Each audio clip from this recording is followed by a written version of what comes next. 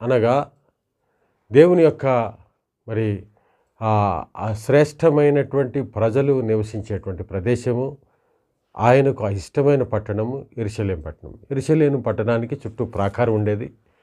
ఆ ప్రాకారానికి 12 గుమ్మాలు లేకపోతే ద్వారాలు ఉండేవి. మనం ప్రతిదినం ఒక్కొక్క ద్వారము మన ఆత్మీయ జీవితంలో ఆ గుమ్మము ద్వారా నేర్పించే పాఠాలను మనం నేర్చుకుంటున్నాం. ఈ దినం ప్రత్యేకంగా మరొక ద్వారం గురించి నేర్చుకుంటాం. దాని పేరు ద ఈస్టర్న్ గేట్, అనగా తూర్పు తట్టు చూచు గుమ్మము. యెహెజ్కేలు గ్రంథంలో దీని గురించి ప్రస్తావన ఉంది. కాబట్టి ఈ తూర్పు తట్టు చూచే గుమ్మము యెరూషలేము ఆ పట్టణంలో ఒక ప్రాముఖ్యమైనటువంటి గుమ్మముగా మనం భావించాలి.